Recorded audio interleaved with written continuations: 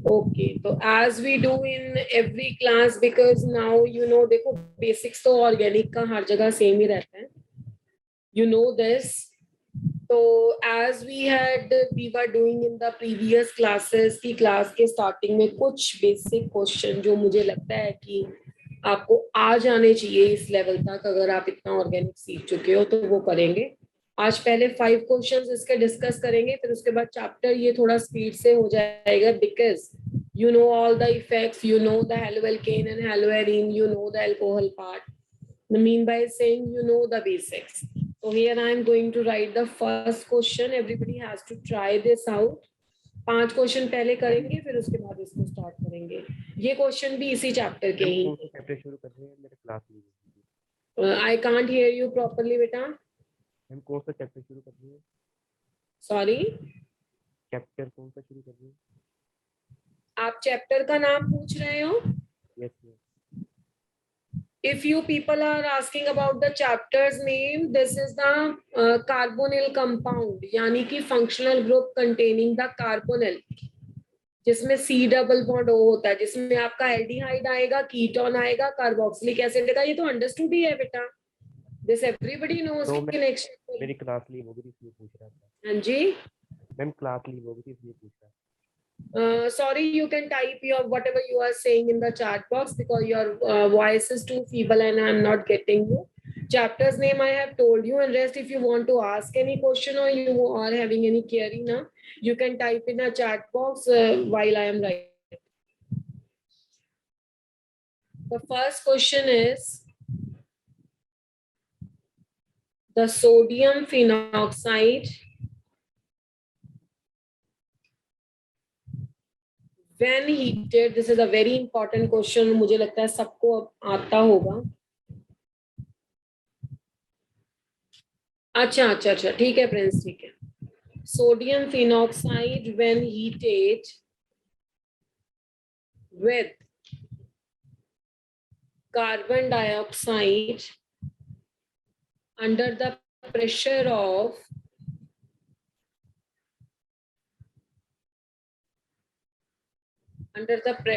at 125 degrees centigrade yields a product which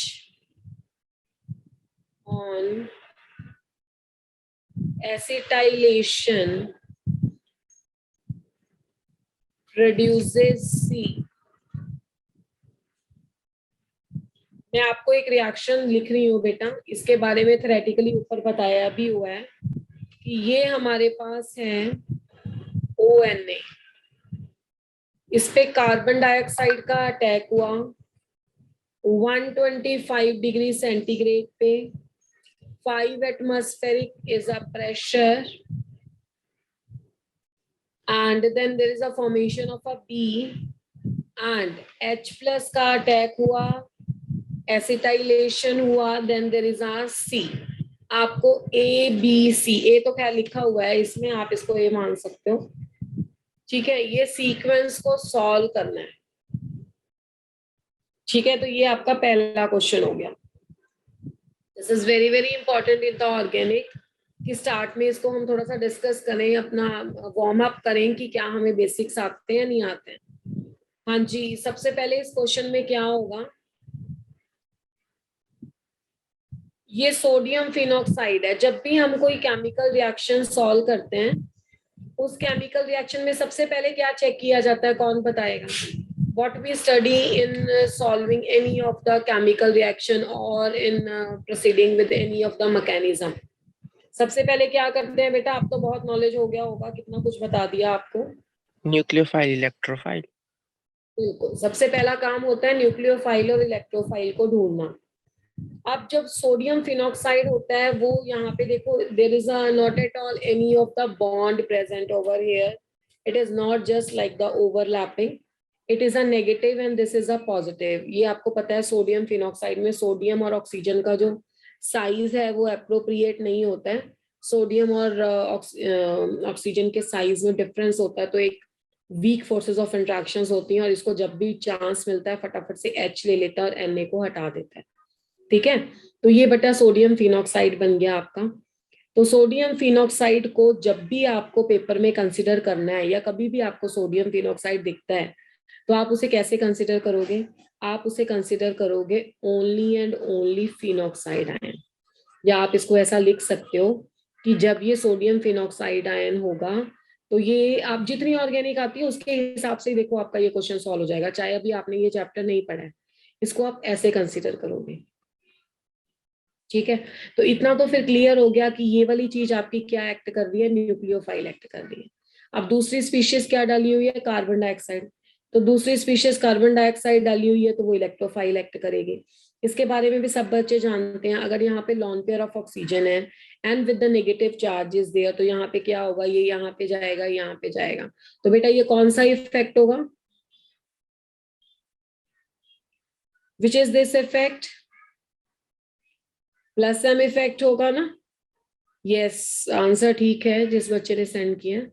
तो ये plus M effect होगा इसका। तो प्लस एम इफेक्ट होगा तो आपको पता है कि ऑर्थो एंड पैरा पोजीशन पे इलेक्ट्रॉन डेंसिटी इसकी बढ़ती है।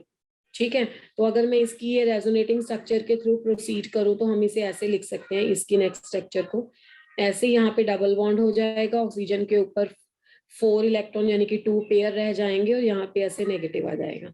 तो अब आपको इतना समझ में आ रहा है कि देखने में हमें ऐसा लग रहा था कि ऑक्सीजन के ऊपर नेगेटिव चार्ज है, बात समझ में आ रही है, बट एक्चुअली में through the resonance, because if there are the chances of the delocalization आपको करना है रिएक्शन में। तो अगर आपके पास डीलोकलाइजेशन के चांसेस हैं तो आपको ऐसा नहीं है कि पहले बिना डीलोकलाइजेशन किए, बिना रेजोनेंस किए, जहां पे नेगेटिव लग रहा है वहां पे रिएक्शन कर दो। नो, आपने देखा ड्यू टू द डीलोकलाइजेशन यहाँ पे नेगेटिव चार्ज आ रहा है, मतलब इलेक्ट्रॉन डेंसिटी इंक्रीज हो रही है। तो ये आपका सी नेगेटिव पार्ट एक्ट करेगा न्यूक्लियोफाइल की तरफ। तो अगर ये न्यूक्लियोफाइल है तो भाई किसी स्पीशीज को इलेक्ट्रोफाइल एक्ट करना पड़ेगा। कार्बन डाइऑक्साइड में C double bond O, C double bond O होता है, तो ये नेगेटिव हो जाएगा, ये पॉजिटिव हो जाएगा। तो यहाँ से जो स्पीशीज है यहाँ पे इलेक्ट्रॉन डोनेशन होगा। तो जब इलेक्ट्रॉन डोनेशन होगा तो फिर क्या होगा, देखो ये आपका oxygen with the double bond as it is रह जाएगा और कार्बन डाइऑक्साइड का अटैक यहाँ पे हो जाएगा। तो जो आपका कार्बन डाइऑक्साइड है, देखो एक सी डबल बॉन्ड ओ को मैंने नहीं छेड़ा है, तो this is a C double bond O and then is a oxygen negative. ठीक है, this oxygen is a negative, इसके पास 2 अपने लॉन पेयर थे, एक इससे आ गया, तो this oxygen is a negative. ठीक है जी, ये इस तरीके से ग्रुप इस पे लग जाएगा। बाकी आपको पता ही है, यहाँ पे आएगा, यहाँ पे आएगा। चलो, एनी हाउ, अब इसमें अभी इसकी एरोमेटिसिटी तो डिस्ट्रॉय होगी। जबकि हमने पढ़ा है कि aromatic compound highly stable compound होते हैं, तो एरोमेटिसिटी डिस्ट्रॉय तो मॉलिक्यूल बर्दाश्त ही नहीं कर सकता। तो यहाँ पे जो हाइड्रोजन एटम होगा बेंजीन का, वो क्या करेगा बेटा, ये इलेक्ट्रॉन यहाँ पे वापस करेगा, ये चार्ज वापस से ऊपर लेके जाएगा। ठीक है, तो आपके पास क्या बन जाएगा, एरोमेटिसिटी मेंटेन हो जाएगी वापस से, ऑक्सीजन के ऊपर फिर से 3 इलेक्ट्रॉन पेयर यानी कि नेगेटिव चार्ज आ जाएगा और यहाँ पे आपके पास बन जाएगा COO नेगेटिव। ये स्पीशीज हमारे पास बनेगी और ये H आप कहीं बाहर मत लेके जाओ, इस H को आप इसी के साथ अटैच कर सकते हो, यानी कि ये हाइड्रोजन शिफ्ट हो जाएगा इंट्रामोलिक्यूल, ये बन जाएगा। अब ये आपका जो प्रोडक्ट बना है, देखो आपके रिएक्शन में एसिडिक कंडीशंस तो है ही थी, तो अब एसिडिक कंडीशंस रिएक्शन में हैं, तो ये आपके पास बन जाएगा, this is the formula OHCOH। इस चीज को मैंने जो आपकी लास्ट क्लास ली है ना, ये आपका कंपाउंड बी है, ये आपका कंपाउंड ए था, ये आपका कंपाउंड बी है। इसको मैंने आपकी लास्ट क्लास में पढ़ाया था। Can anybody tell the name of this compound? जब मैंने फिनॉल पढ़ा, यस बोलिए।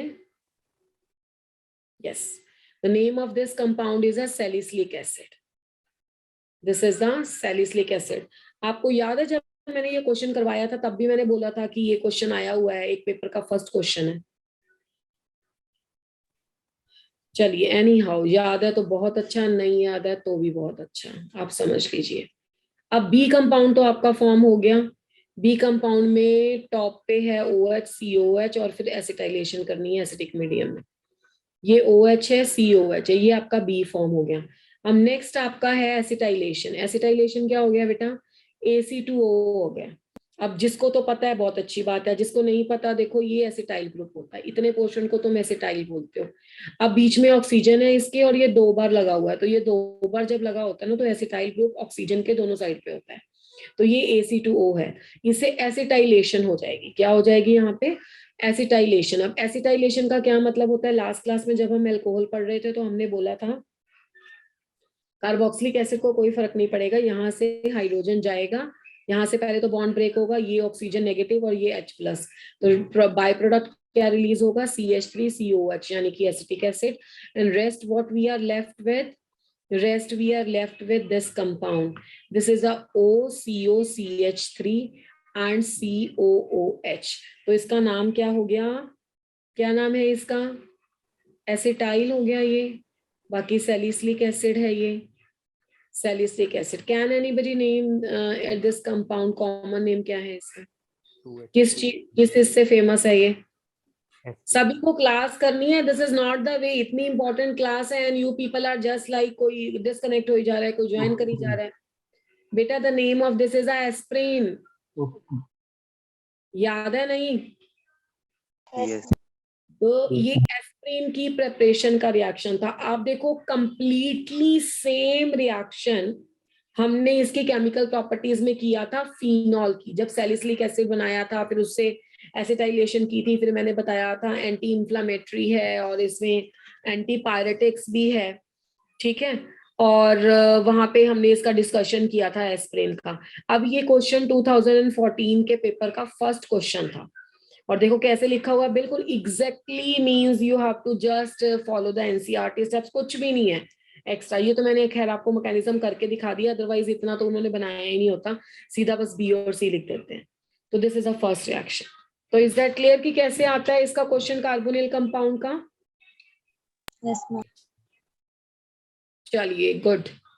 चलो अब because we are not having too much time, तो क्वेश्चन तो हमारे चलते ही रहेंगे। मैं चैप्टर ही आपको स्टार्ट करा देती हूँ। चैप्टर को थोड़ा सा डिफरेंट वे से पढ़ेंगे, जैसे कि हम सारे पढ़ रहे हैं रिवीजन वाले पर्सपेक्टिव में।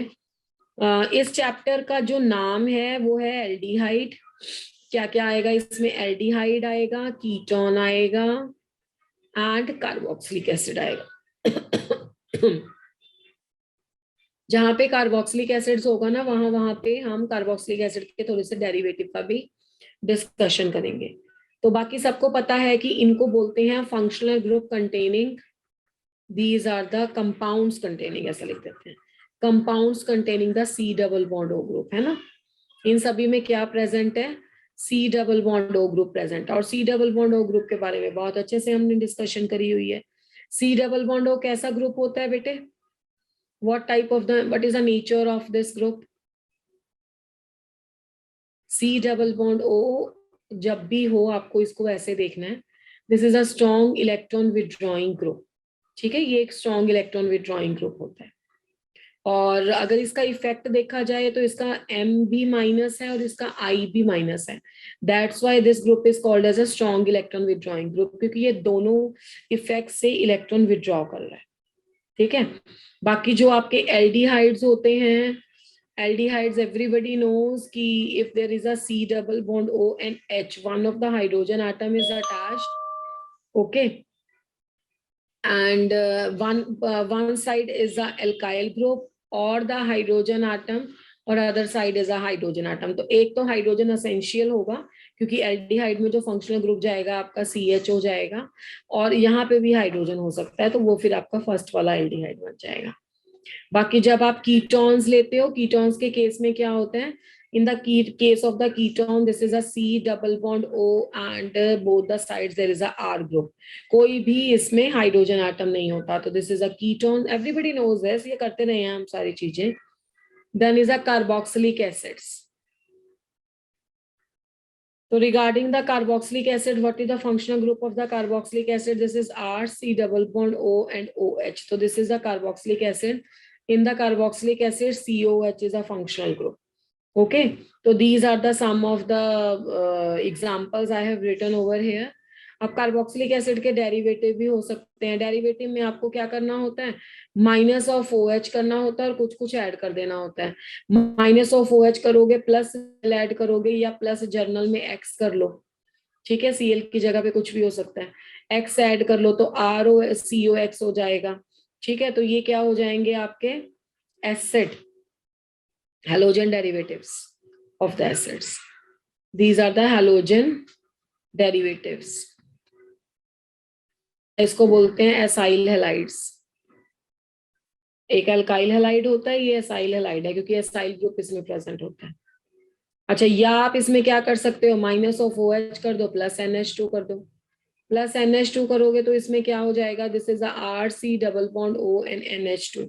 NH2 लग जाएगा तो बेटा ये कौन सा ग्रुप बन जाएगा, एमाइड बन जाएगा, इसको एमाइड कहते हैं। या इसमें -OH कर दो और प्लस OR कर दो। जब आप इसमें OR कर दोगे तो RC double bond O and OR dash, तो ये आपका एस्टर बन जाएगा। ठीक है, तो this compound is known as a ester. तो एमाइड्स हो गए, एस्टर्स हो गए, आपके एसाइल हेलाइड्स हो गए। ठीक है, या आप इसमें क्या कर सकते हो, एक और एडिशन, इसका एनहाइड्राइड भी बना सकते हो। यहाँ पे आपने OR लिखा है तो OCOR डैश लिख दो, -OH कर दो, ये प्लस कर दो, तो आपका बन जाएगा RC double bond OC double bond OR। ये सारी चीजें हम यूज करते रहे हैं पिछले वाले फंक्शन ग्रुप में, तो इसको बोलते हैं एनहाइड्राइड। तो ये सारी चीजें भी इस चैप्टर में आएंगी, वो बहुत डिटेल में नहीं आएंगी, मतलब इसकी केमिकल प्रॉपर्टीज में यूज होंगी, जिससे हम आगे इसको बना सकते हैं। तो जितने भी मैंने व्हाइट कलर से लिखे हैं, all these are called as a derivatives of the carboxylic acid. ठीक है, बाकी थोड़ी थोड़ी चीजें आपको इसकी IUPAC नेमिंग आनी चाहिए। IUPAC name, I think everybody is clear about that, सब किसी को पता है कि इसको कैसे लिखते हैं। What is a suffix used for the CHO? अगर आपका CHO है तो उसके लिए सफिक्स यूज होता है अल। ठीक है, पता है ना सभी को। अगर आपके Yes, ma'am. C double bond O है तो उसके लिए यूज होता है ओन। ओन की स्पेलिंग यहाँ पे ONE होता है, पर इसको 1 नहीं पढ़ना है। अगर C डबल बॉन्ड O है, OH है, तो इसके लिए यूज होता है सफिक्स ओइक एसिड। अगर आपका C डबल बॉन्ड OR है तो इसके लिए यूज होता है OAT। ठीक है, अगर C डबल बॉन्ड ONH2 है तो इसके लिए यूज होता है एमाइड। ठीक है, ऑल्दो ये नाइट्रोजन कंटेनिंग कंपाउंड भी है। ठीक है, बाकी एनहाइड्राइड के नाम के पीछे एनहाइड्राइड लगता है, दिस एंड दैट। तो it is very easy. IUPAC naming आप खुद भी कर सकते हो, इसमें कुछ बहुत डिफिकल्ट थिंग नहीं है। उसके बाद थोड़ा सा कार्बोनिल ग्रुप पे एनालिसिस कर दें कि स्ट्रक्चर ऑफ कार्बोनिल ग्रुप है कैसी। ये सब आपको पता है क्योंकि मैंने GOC में बहुत बार इसका डिस्कशन कर लिया है, structure of the carbonyl group. तो what is common in that, the common in all these compounds is a carbonyl group. बेटा कार्बोनिल ग्रुप का फॉर्मूला सबको पता है, C डबल बॉन्ड O। तो अगर इसमें आप काउंट करो, इफ यू एनालाइज दिस, तो इसका इधर से भी सिग्मा बॉन्ड होगा, इधर से भी सिग्मा बॉन्ड होगा, इधर से भी सिग्मा बॉन्ड होगा। ठीक है, चाहे एल्डिहाइड हो, चाहे कीटोन हो, चाहे एसिड हो, एनीथिंग। तो इसमें 3 सिग्मा बॉन्ड्स आर इन्वॉल्व, तो 3 सिग्मा बॉन्ड्स मींस sp2। ठीक है, sp2 हाइब्रिडाइजेशन इज देयर।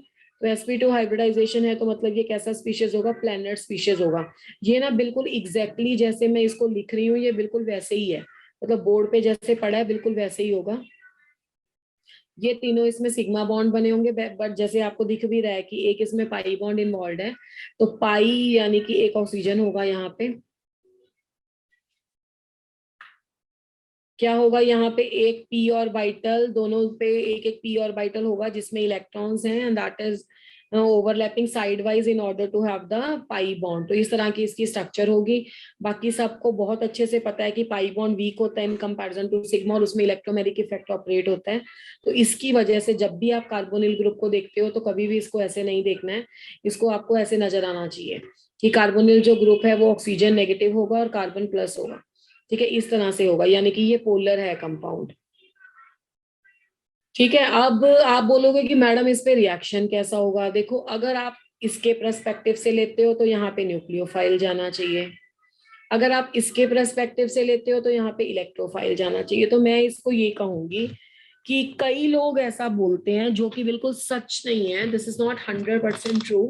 कई टीचर्स, कई स्टूडेंट्स इसको ऐसे कंसिडर कर लेते हैं याद रखने के लिए कि जिसका अटैक पहले हुआ उसके हिसाब से इसका नाम देंगे।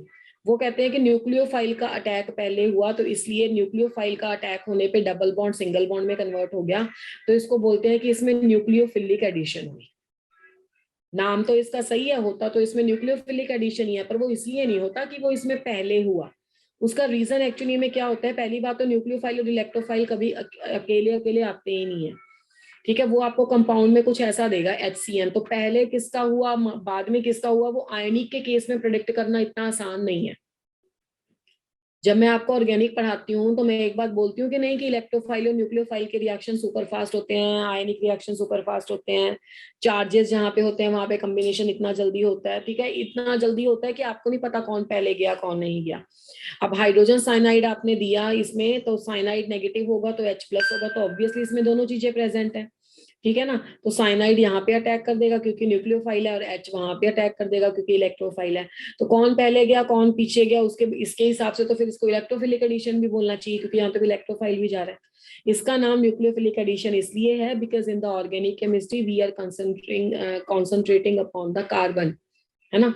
बेसिकली कार्बन की स्टडी है, कार्बन के कंपाउंड्स की स्टडी है। तो अगर कार्बन के परस्पेक्टिव से देखा जाए तो यहाँ पे क्या होता है कि attack of the nucleophile, the attack of the nucleophile takes place on carbon, takes place on carbon। तो कार्बन के ऊपर जिसका अटैक होता है ना, उसके हिसाब से इसका आंसर होता है। तो इसलिए इसका आंसर न्यूक्लियोफिलिक है पहली बात तो। अब एडिशन है या सब्स्टिट्यूशन है वो तो में नजर आ जाएगा कि डबल बॉन्ड सिंगल बॉन्ड में कन्वर्ट होता है, तो इसलिए जब भी डबल बॉन्ड हो तो आंसर क्या होगा, न्यूक्लियोफिलिक एडिशन। तो बिकॉज कार्बन यहाँ पे इन्वॉल्व है और कार्बन पे न्यूक्लियोफाइल जा रहा है, इसलिए इस रिएक्शन को बोलते हैं न्यूक्लियोफिलिक एडिशन रिएक्शन। जब भी कार्बोनिल रिएक्शन देंगे वो न्यूक्लियोफिलिक एडिशन रिएक्शन देंगे। ठीक है, यानी कि न्यूक्लियोफाइल आएगा यहाँ पे, लुईस बेस आएगा, और ये खुद की स्पीशीज इलेक्ट्रोफाइल एक्ट करेगी। बाकी सबको पता है कि इसका पाई स्टार में इलेक्ट्रॉन एंटर होता है तो पाई बॉन्ड ब्रेक हो जाता है, ये एक इलेक्ट्रोफाइल न्यूक्लियोफाइल दोनों की तरह बिहेव करता है। ये साथ वाली स्पीशीज पे डिपेंड करता है, अगर साथ वाली स्पीशीज बहुत स्ट्रॉन्ग इलेक्ट्रोफाइल है तो इसको न्यूक्लियोफाइल बनना पड़ेगा। ये सारी बातें तुम्हें बताएंगे। ठीक है, is that clear?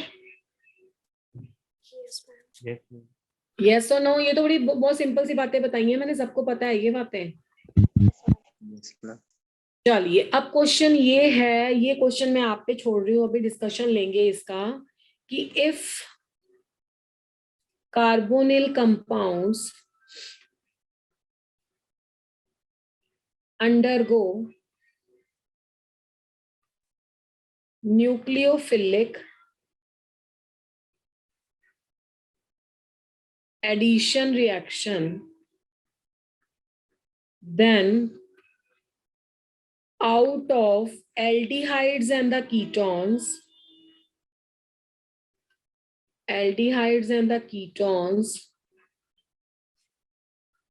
which is more reactive and why?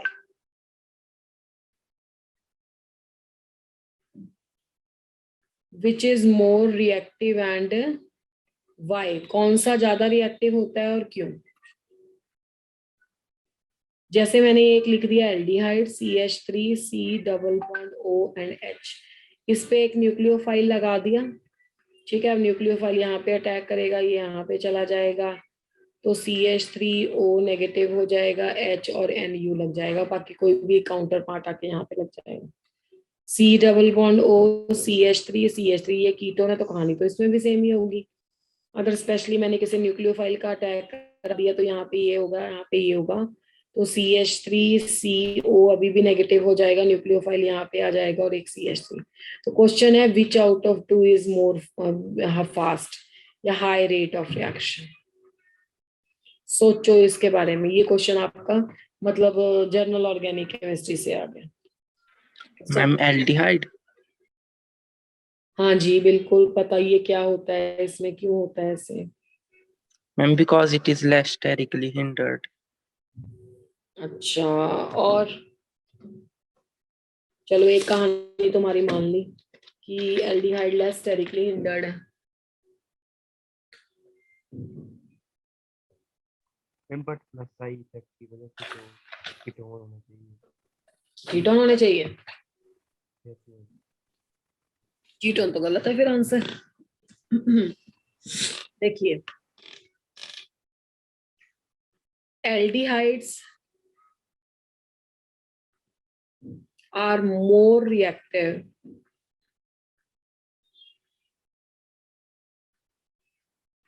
than the ketones for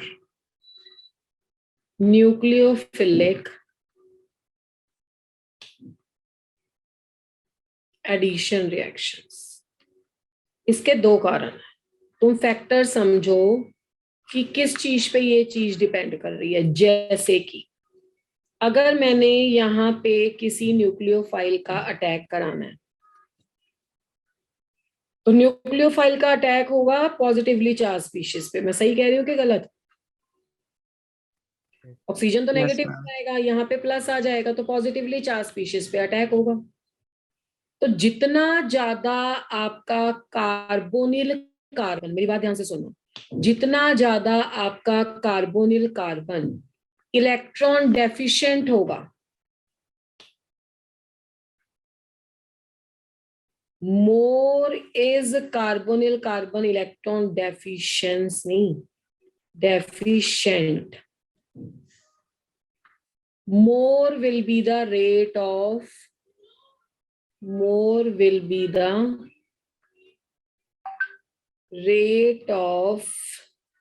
nucleophilic addition reaction. Nucleophilic addition reaction. अब आप देखो ये मिथाइल ग्रुप क्या कर रहा है, ये तो उसको इलेक्ट्रॉन सप्लाई कर रहा है प्लस आई से. तो अगर मिथाइल ग्रुप प्लस आई से इलेक्ट्रॉन सप्लाई करेगा तो इलेक्ट्रॉन डेफिशिएंसी इसकी क्या हो जाएगी? ओवरकम. तो अगर इसकी इलेक्ट्रॉन डेफिशिएंसी इसके घर में ही ओवरकम हो रही है, तो ये कोई पागल थोड़ा कि बाहर वाले को बुलाएगा इलेक्ट्रॉन लेके. समझ पा रहे हो मेरी बात या नहीं?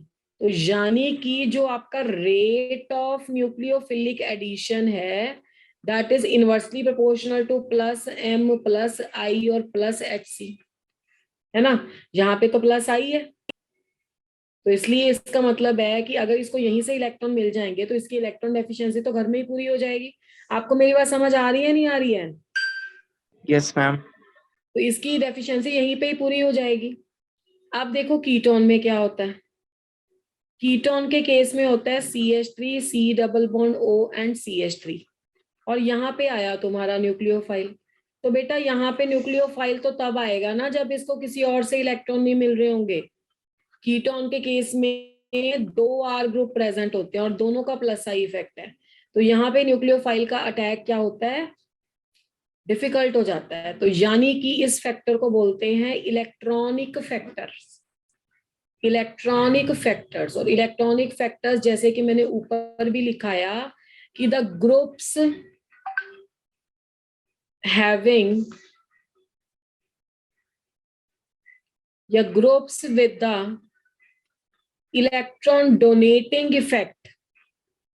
इलेक्ट्रॉन डोनेटिंग इफेक्ट, मैं प्लस आई नहीं लिख रही हूँ, कोई भी हो सकता है, आई हो सकता है, एम हो सकता है, एससी हो सकता है. Groups with the electron donating effect attached to the carbonyl carbon atom, attached to the carbonyl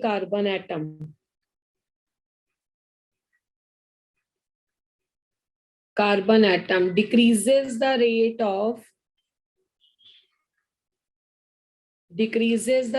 of nucleophilic addition reaction.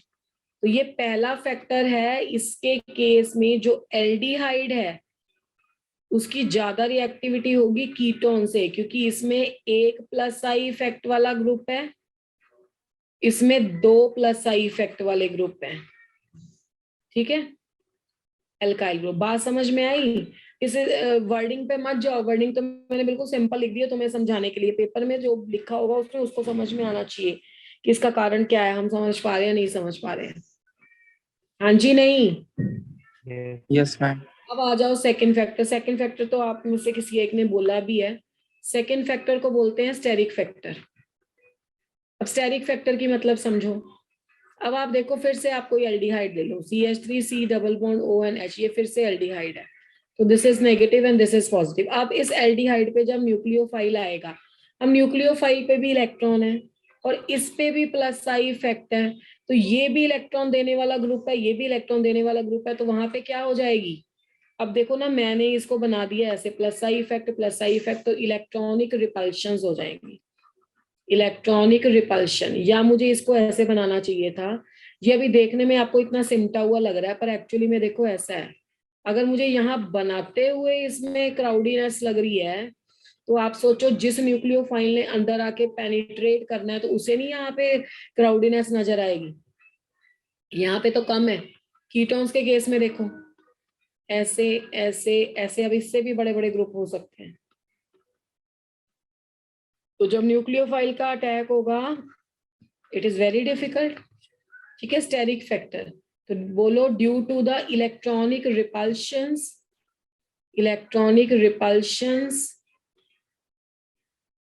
the rate of nucleophilic addition in the aldehydes is greater than the ketones. Aldehyde का rate ketones के rate से ज्यादा होगा। ठीक है, क्योंकि aldehyde में एक ग्रुप है रिपल्शन क्रिएट करने वाला, इसको बोलते हैं स्टेरिक फैक्टर। तो ये दो फैक्टर है जिससे ये प्रूव होता है कि अगर आपका रिएक्शन न्यूक्लियोफिलिक एडिशन होता है तो एल्डिहाइड आपके ज्यादा रिएक्टिव होते हैं कीटोन से। इतना समझ में आ गया सभी बच्चों को? Yes ma'am. चलो अब इस चैप्टर को ईमानदारी से शुरू करते हैं, मेथड ऑफ प्रेपरेशन। अब देखो इसमें कितनी चीजें तुम्हें आती हैं, क्योंकि मैं हमेशा बोलती हूँ कि ये चीजें आप वहां पे भी सीखोगे। मेथड ऑफ प्रेपरेशन, तो मेथड ऑफ प्रेपरेशन में फर्स्ट मेथड है बाय द एल्कोहल्स। कौन बताएगा क्लास में से? ये मैं नहीं कराऊंगी क्योंकि मैं तुम्हें बता चुकी हूँ। एल्कोहल से कार्बोनिल कंपाउंड कैसे बनते हैं, aldehyde and ketone? What are the different oxidation. Oxidation, तो बाय द एल्कोहल्स। ठीक है, ऑक्सीडेशन ऑफ एल्कोहल। अब आगे बताइए कैसे कैसे हो सकती है? Acidified K2Cr2O7। Oxidation of alcohol से आपका बन जाएगा एल्डिहाइड या कीटोन। आपको याद है मैंने कॉपर की प्रेजेंस में 573 केल्विन पे प्राइमरी सेकेंडरी टर्शियरी अल्कोहल से रिएक्शन करवाया था? Yes ma'am. याद है? ठीक है, तो that we have already done. आप लिख सकते हो copper 573, this is check from previous chapter. लिख दू ना, आता है ना तुम्हें? अरे वहां पे इतना इसको पढ़ लिया तो दोबारा थोड़ा पढ़ाएंगे, अब पढ़ा दिया था। अरे वैसे ही रिवाइज कर लो। प्राइमरी अल्कोहल अगर आप लोगे तो आपका एल्डिहाइड बनेगा, सेकेंडरी अल्कोहल लोगे तो कीटोन बनेगा, टर्शियरी अल्कोहल लोगे तो क्या बनेगा बेटा? अल्कीन। बिल्कुल ठीक है, तो इसमें टर्शियरी अल्कोहल नहीं लेना है, तो ये आप कर सकते हो। सेकेंड मेथड है फ्रॉम द डिहाइड्रेशन, डिहाइड्रेशन नहीं सॉरी, वो तो एल्कीन बन जाएगा। डिहाइड्रोजिनेशन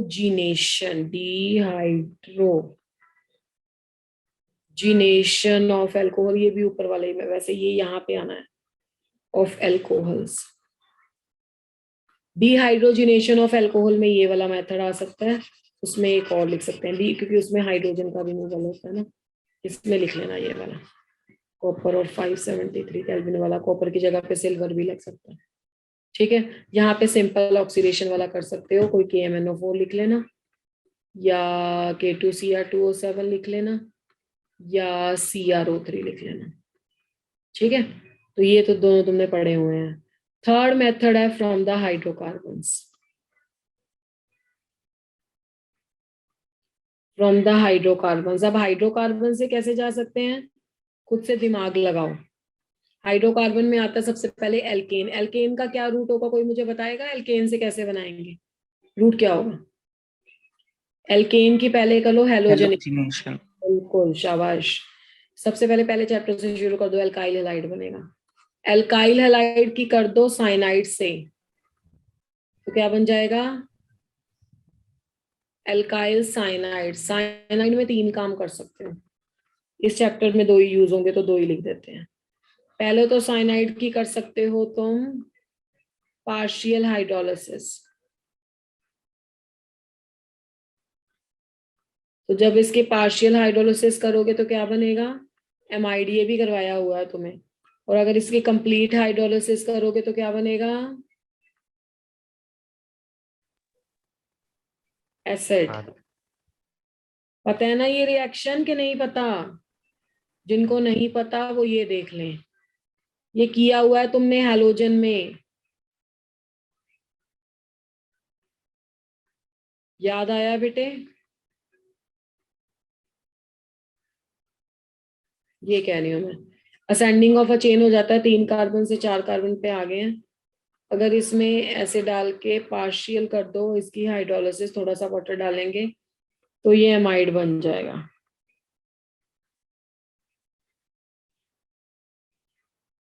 अगर इसमें एसिडिक हाइड्रोलिसिस कर दो इसकी कंप्लीट तो ये बन जाएगा CH3CH2COOH।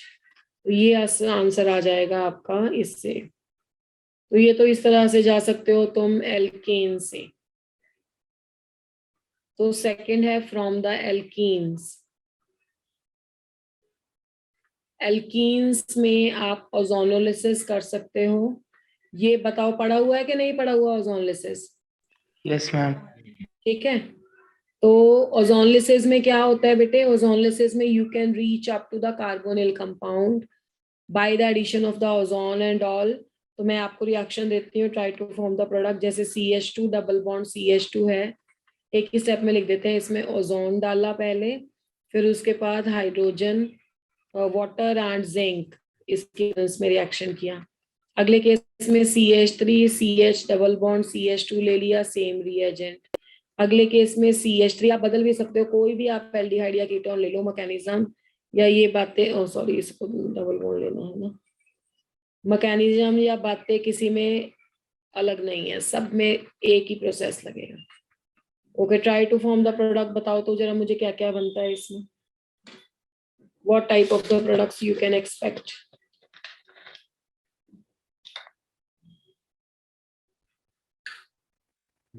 फर्स्ट वाले में फॉर्मेल्डिहाइड,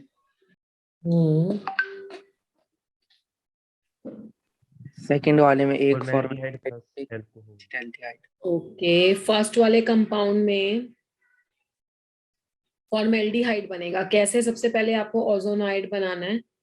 CH2 यहाँ पे एक एक ऑक्सीजन आ जाएगा, बीच में एक एक ऑक्सीजन आ जाएगा, ऐसे। तो ये बन गया तुम्हारा ओजोनाइड।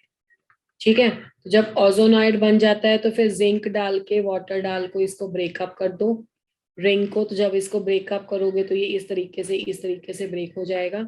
जब ब्रेक हो जाएगा तो यहाँ पे क्या बन जाएगा? HCHO, और वहां पे भी सेम, तो 2 मॉलिक्यूल्स ऑफ सेम आ जाएंगे। यहाँ पे मिल गया फॉर्मेल्डिहाइड। तो यानी कि अगर आप ऐसा एल्कीन लेते हो जिसके दोनों साइड पे हाइड्रोजन एटम है तो बनता है फॉर्मेल्डिहाइड। सेकेंड वाले में क्या प्रोडक्ट बनेगा?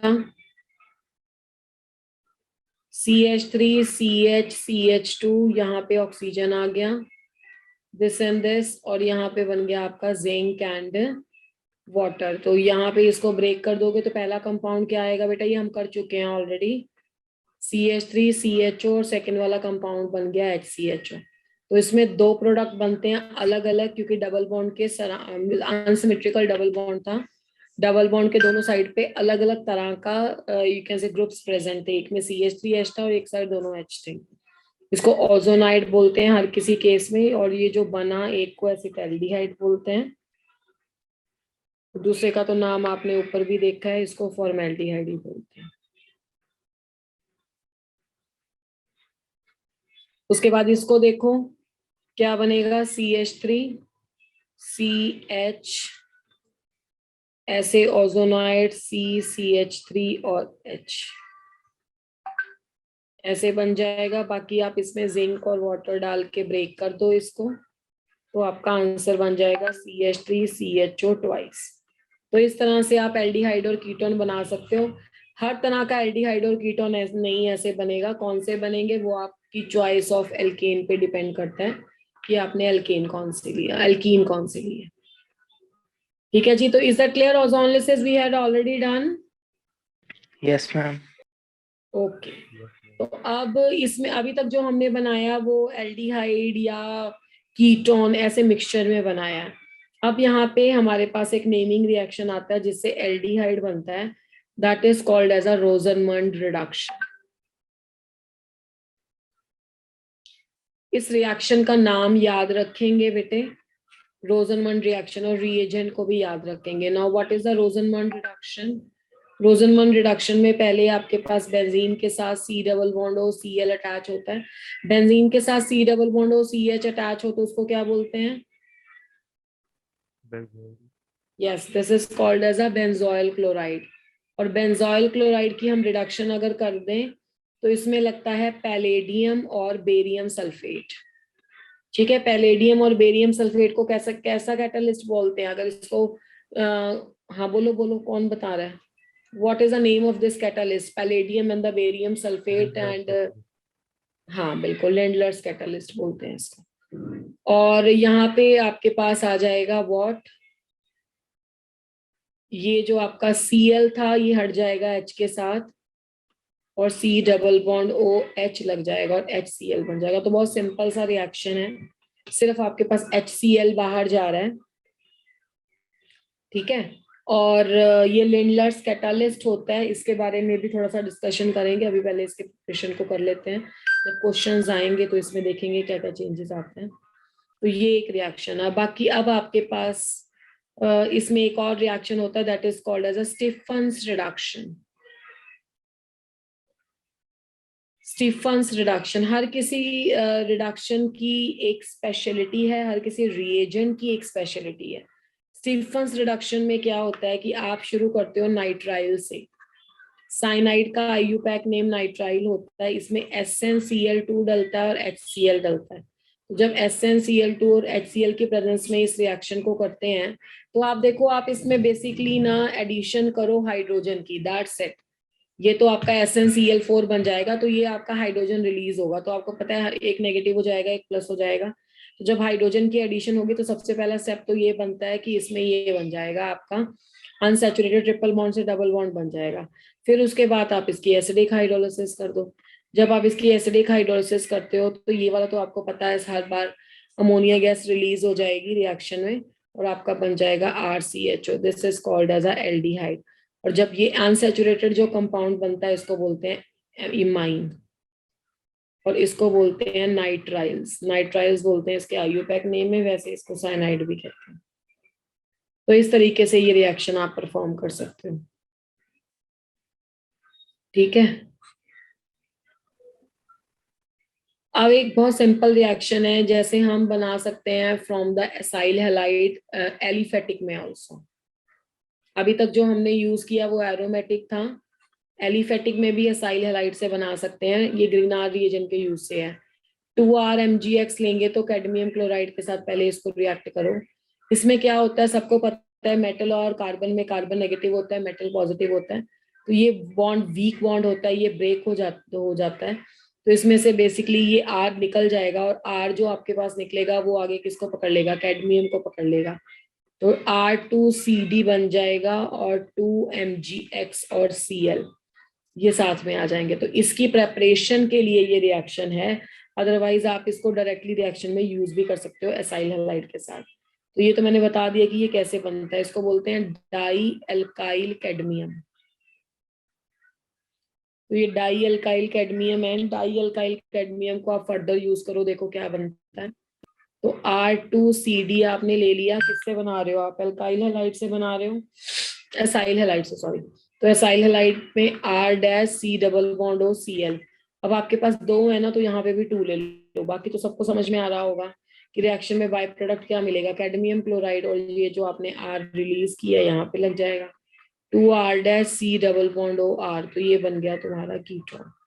तो इस तरीके से आप क्या कर सकते हो, कीटोन बना सकते हो इससे। अभी तक हमने जितने भी मेथड यूज किए हैं उसमें फर्स्ट वाला मेथड जो ऑक्सीडेशन वाला था उसमें सेकेंडरी अल्कोहल से कीटोन बनते हैं, या उसमें हाइड्रोकार्बन वाले से कीटोन बनते हैं, और थर्ड मेथड ये हो गया इसमें कीटोन बनते हैं। अदरवाइज जो आप डायरेक्ट ऑक्सीडेशन करते हो किसी स्ट्रॉन्ग ऑक्सीडाइजिंग एजेंट की प्रेजेंस में, उसमें कीटोन प्रोडक्ट नहीं आता है। उसमें जो प्रोडक्ट आता है वो एसिड आता है, और वो भी एंड प्रोडक्ट आता है। तो ये हो गया from the acyl halide. Next reaction है फ्रॉम द नाइट्राइल्स।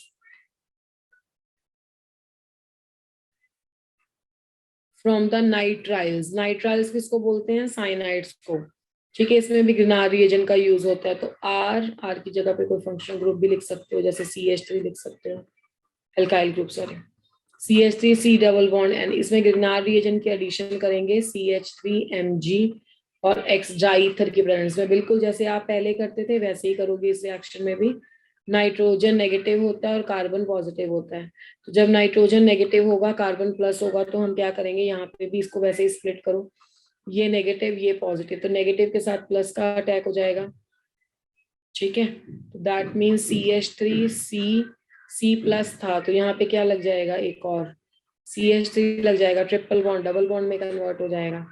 बाकी आपके पास क्या है, नाइट्रोजन है, नाइट्रोजन के साथ लग गया Mg और Br। बाकी आप सबको पता है कि ये एक अनस्टेबल प्रोडक्ट होता है। ठीक है, इसमें अगर पॉसिबिलिटी है तो यू कैन रिमूव व्हाट, कोई गैस। तो जब आप इसकी एसिडिक हाइड्रोलिसिस करते हो ना, तो इसमें यहाँ पे तो फॉर्मेशन हो जाता है कीटोन का, CH3 C डबल बॉन्ड हो CH3, एक बाय प्रोडक्ट निकल जाती है अमोनिया गैस। ठीक है, और बाकी मिल जाता है आपके पास MgOH और Br। इस तरह से आपको बाय प्रोडक्ट मिल जाएंगे। ठीक है, तो कीटोन का प्रेपरेशन इस तरीके से भी हो सकता है। ये जो आपने रिएक्शन करा है कीटोन के प्रेपरेशन का, सेम कीटोन वाला आप उससे भी ले सकते हो, your Friedel Crafts acylation reaction से। फ्रीडल क्राफ्ट एसाइलेशन रिएक्शन में भी ये बन जाएगा।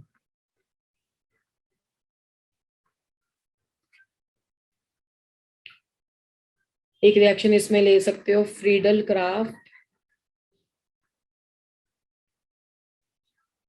एसाइलेशन। जब फ्रीडल क्राफ्ट एसाइलेशन करते हैं तो क्या होता है बेटा, बेंजीन लेते हैं, बेंजीन के साथ आप ले लेते हो CH3 C डबल बॉन्ड हो Cl, यहाँ पे भी फिनाइल ग्रुप भी ले सकते हो।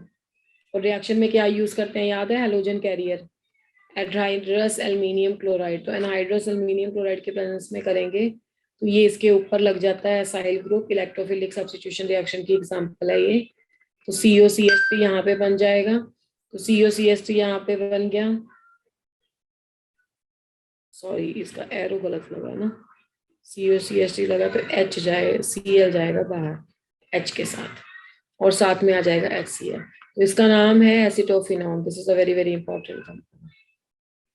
तो इस तरीके से हम इसकी प्रिपरेशन कर सकते हैं। ठीक है, अब देख लेते हैं कि एक बार हमने कौन कौन से रिएक्शन से प्रिपेयर किया है। अभी तक हमने जो पढ़ा है उसमें सबसे पहले अल्कोहल से प्रिपेयर किया। अल्कोहल से प्रिपेयर करना बहुत आसान है। अच्छा, कोई मुझे ये बात बता सकता है कि अगर इस रिएक्शन को हमें एल्डिहाइड स्टेज तक रोकना है तो हम क्या यूज करते हैं? Can anybody tell in the class?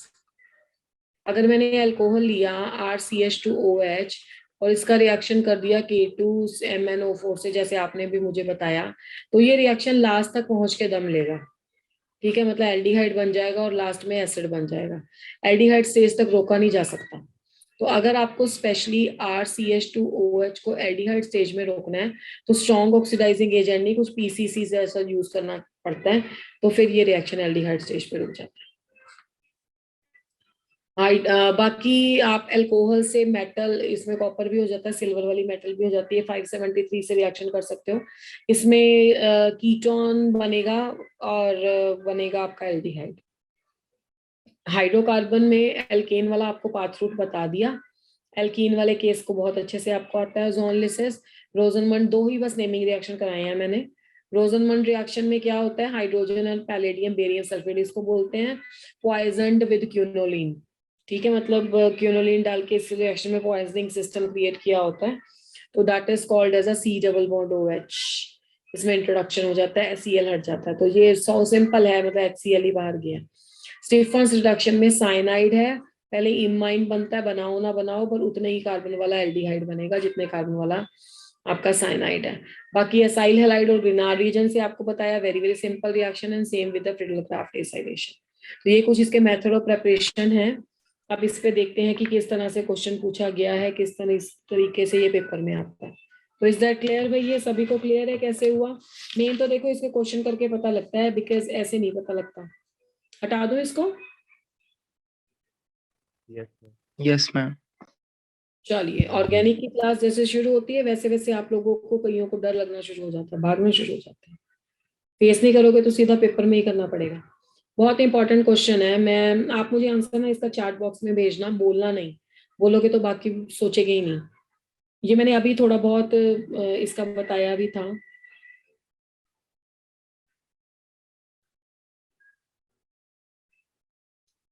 अच्छा, अभी आपको ये नहीं आता होगा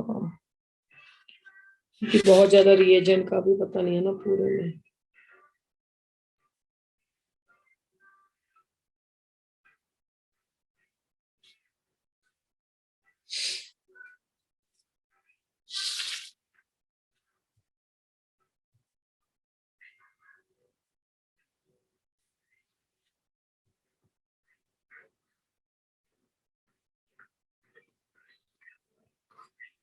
कॉपी पे करना पड़ेगा तुम्हें, रफ भी कर सकते हो, ऑरली भी कर सकते हो, बट चैट बॉक्स में चलो मैं ऑप्शन दे देती हूँ, फिर भेज सकते हो।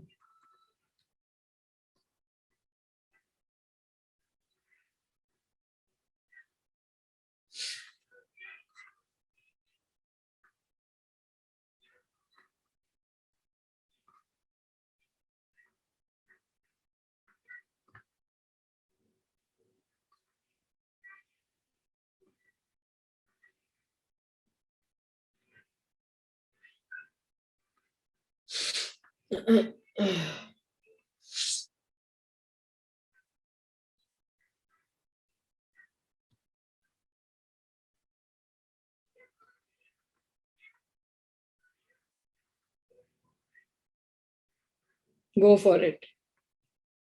You can send your answer in a chat box and you have to use the pen and the pencil. Pen copy pen pencil use करो, कॉपी यूज करो तो अब आएगा।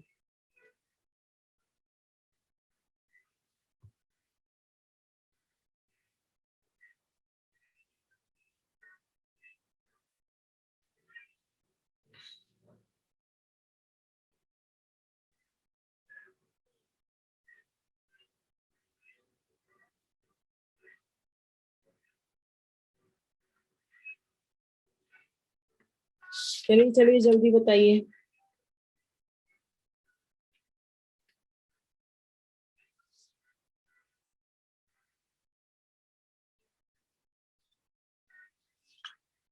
एक आंसर आया अभी मेरे पास, वो आंसर काव्या का है और सही है, फ्रेंड्स का भी सही है। दो आंसर आ गए हैं, दो ही बच्चे पढ़ रहे हैं क्लास में। 3 स्टूडेंट, कौशिक गुलेरिया, आपका भी ठीक है। चलो क्योंकि सबसे पहले आंसर काव्या ने भेजा है, काव्या बताएगा। बताओ मैम बेटा। मैम फर्स्ट स्टेप में OH के बदले I आ जाएगा। एक मिनट, अक्षिता ठीक है, ठीक है। P+I2 एक्चुअली में क्या होता है, 2P+3I2 होता है और 2PI3 बन जाता है। उसने रिएक्शन में ना जनरली वो सीधा नहीं लिखा, PSCl3 जैसे रिएक्शन करते थे ना तो उसका प्रेपरेशन का रिएक्शन लिख दिया। तो पहले में जैसे इस बच्चे ने बताया है कि I आ जाएगा OH को हटा के। ठीक है जी, A बन गया तुम्हारा। आगे मैम अब ग्रिग्नार्ड्स रिएजेंट बन जाएगा। मैग्नीशियम की प्रेजेंस में करेंगे तो लास्ट क्लास में भी हमने पढ़ा हुआ है, ड्राई ईथर की प्रेजेंस में इसका फ्री रेडिकल मैकेनिज्म होता है। तो CH3CH2 MgI बन जाएगा, ये तुम्हारा B बन गया। अब मैम न्यूक्लियोफिलिक एडिशन हो जाएगी। अब उसके बाद है HCHO। अब HCHO में ये हो जाएगा, और तो तुम कुछ कर ही नहीं सकते ना। तो ये नेगेटिव होगा, ये प्लस होगा। तो ग्रिग्नार्ड रीजन की एडिशन तो तुम्हें आती है, ये आपका प्लस होता है और ये माइनस होता है। तो एडिशन कुछ ऐसी होगी, इसको CH2 ही लिख लो इकट्ठा करके। CH2 ऑक्सीजन के साथ आ जाएगा MgBr, और यहाँ पे आ जाएगा, MgBr नहीं है ना, I है, MgI आ जाएगा, और उसके बाद लग जाएगा CH2 and CH3। ठीक है, उसके बाद मैम अब OH हो जाएगा ऊपर। एसिडिक हाइड्रोलिसिस देना चाहिए था इसे ईथर की प्रेजेंस में। तो क्या होगा, अब इतना बड़ा ग्रुप तो इसके साथ स्टेबल नहीं है भाई, क्योंकि ये तो प्लस माइनस वाला गेम है, ये माइनस है ये प्लस है। तो आपके पास इधर से शुरू कर लो लिखना, CH3 CH2 CH2 OH हो जाएगा, और जो ये रिलीज होगा उसमें मैग्नीशियम में एक OH ग्रुप जाएगा और एक I ग्रुप जाएगा। तो इसका आंसर हुआ N propyl alcohol. N propyl alcohol. C was a correct answer. Mansi का भी करेक्ट है.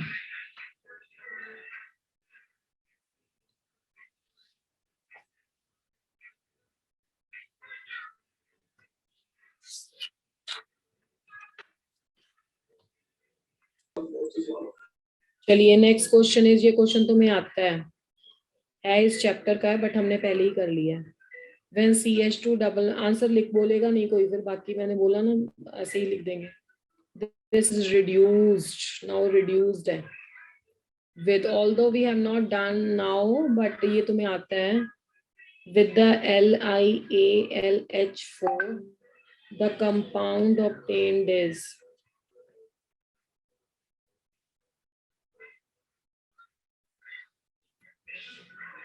A is CH3 CH2 COOH.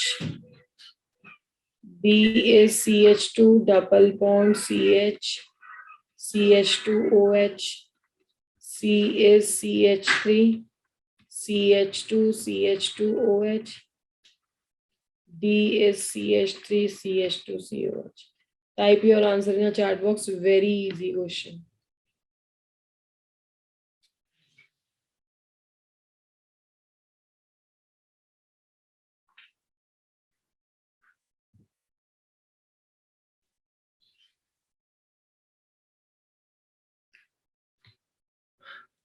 Next class में आपका एल्डोल कंडेंसेशन वगैरह करेंगे और 3-4 और नेमिंग रिएक्शन के मैकेनिज्म और उसकी टाइप्स करेंगे. पहले ही मैंने बता दिया. Prince, it is not correct.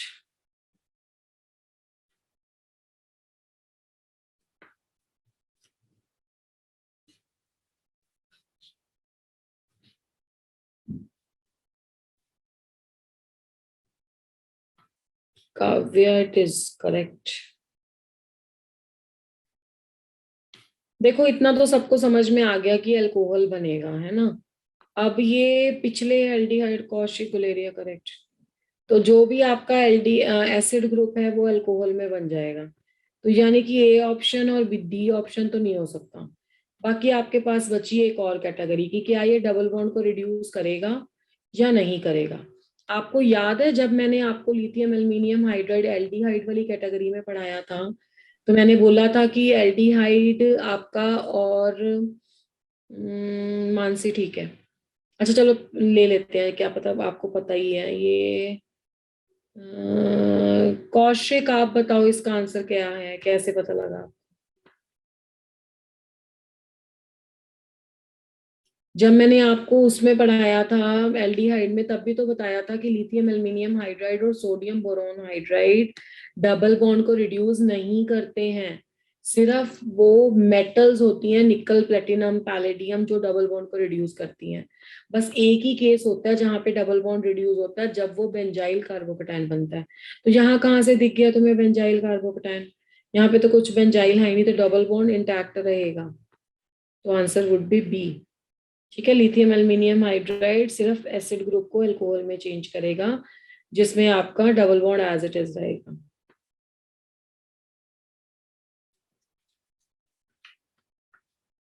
Is that clear. Yes. Yes, ma'am. चलो अगला क्वेश्चन.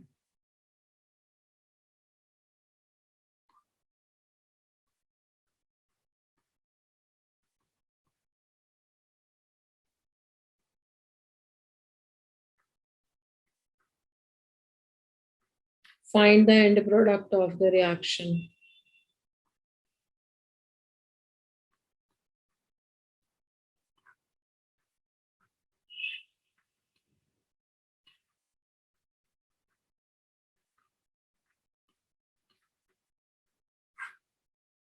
तो यहाँ पे कुछ बना होगा, फिर ये कर दिया और फिर ये. तो आपको मुझे लास्ट वाला बताना है.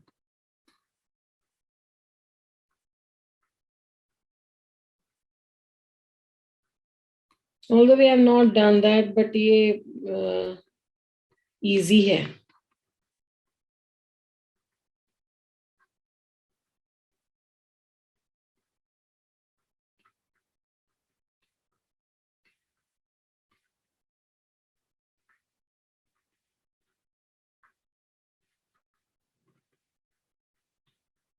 चलिए type, you can type your answers in the chat box.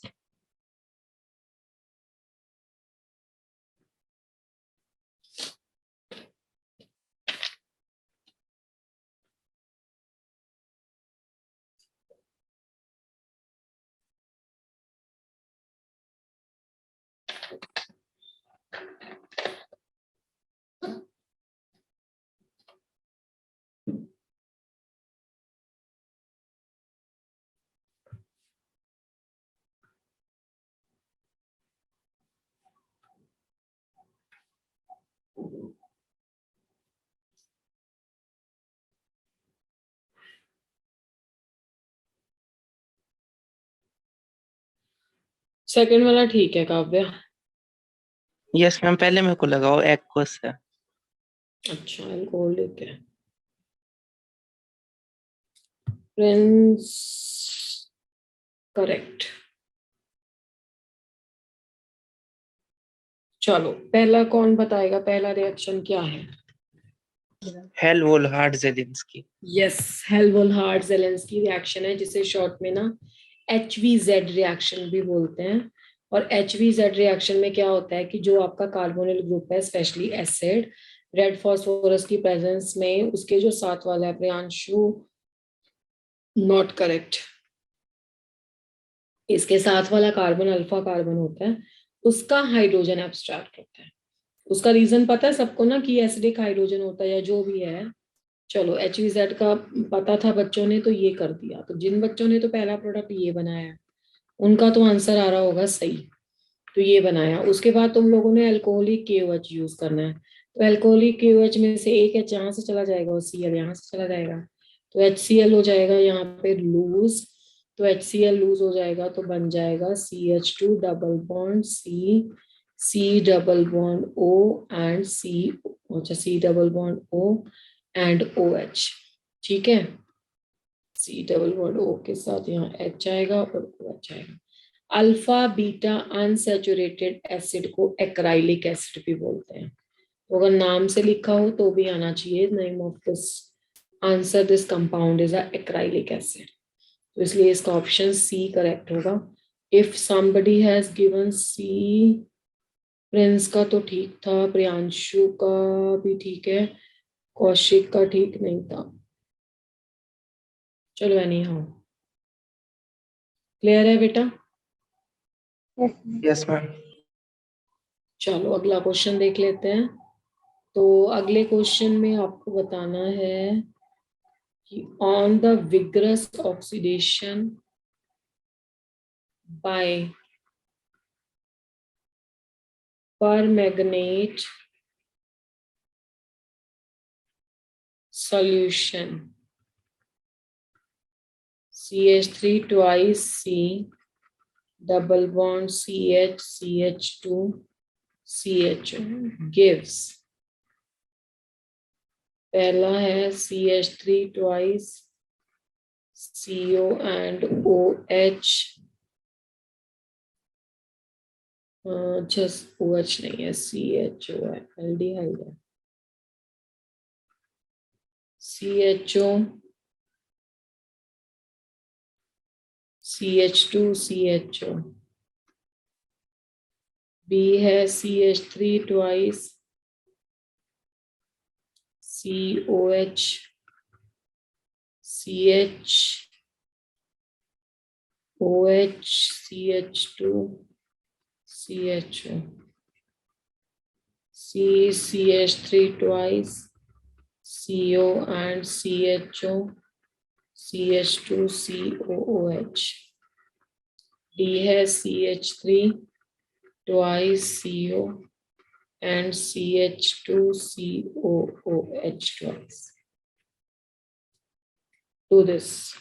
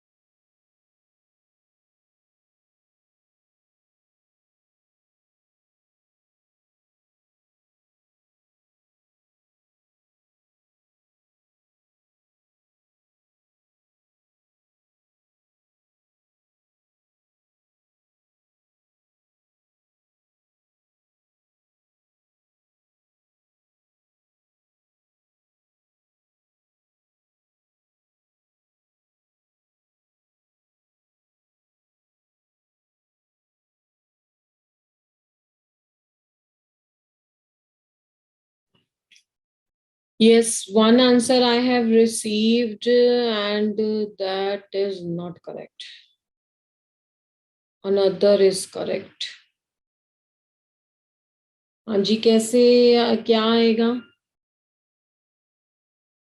देखो,